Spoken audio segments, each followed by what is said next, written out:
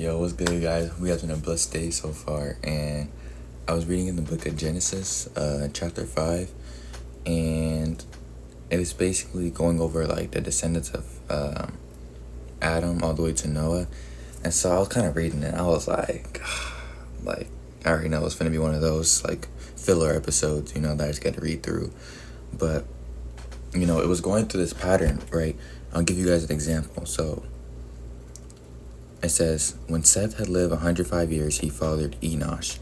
Seth lived after he fathered Enoch 107 years and had other sons and daughters. Thus all the days of Seth were 912 years, and he died. And then it would continue to go like that until Enoch was brought into the conversation when he got born, right? And I'll just read it for you guys, and then I'll explain a little bit more. When Enoch had lived 65 years, he fathered Methuselah. I'm not sure if I pronounced that right, so you gotta chill on me. Enoch walked with God after he fathered Methuselah 300 years and had other sons and daughters.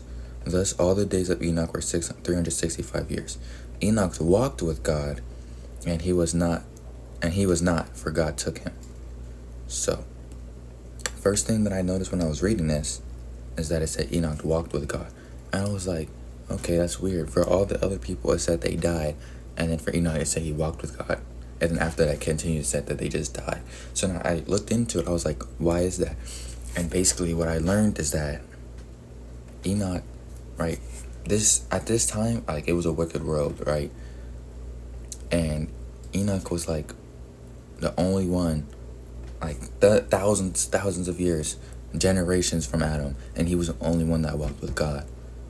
He was the only one, and then it continued to people just dying, right? So that kind of like stood out to me, and I was like, dang, that's crazy. Like, the way I put it, he was the light in the darkness, right? The once in a lifetime generation, And I thought that was like super cool, because like out of all these thousands and thousands of people who were falling into the same thing and just continue to die, he was the only one that walked with God and was in heaven, or that made it to heaven, right?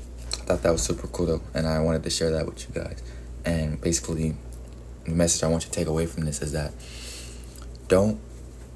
in a world full of wickedness, be an Enoch. Don't go against the grain, right? Do what you gotta do. Follow God, right? Get right with God. You don't gotta do what the world's doing to be cool, or because you think it's cool, or it feels comfortable. Don't do that. You gotta be okay with being uncomfortable, right? And you will have favor. Because also notice too, these people live much longer than him, right? You got people living 900, 962, 800 years, and he only lived 365 years. But did it matter in the end? No, because who got the last laugh? Enoch. He went to heaven. All these other people lived thousands, 900, 800 years. Did not get to heaven whatsoever. Did not get to heaven. But Enoch didn't, only live 365. So, and that kind of puts emphasis on that this life doesn't matter. It doesn't matter, right? It's all gonna be in vain once Judgment Day comes. All of it's gonna be vanity. It don't matter, right?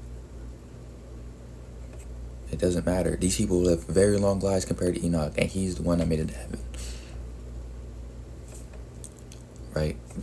Brings you back to think of Ecclesiastes, right, where Solomon's talking about everything being a vanity. This is a prime example of that. 900, 800 years, no heaven. 365 years, made it to heaven. It doesn't matter. All this stuff's gonna disappear. So get right with God, man. Be an Enoch in this generation of wickedness. That's all I gotta say. Hope you guys have a blessed rest of your day. Peace.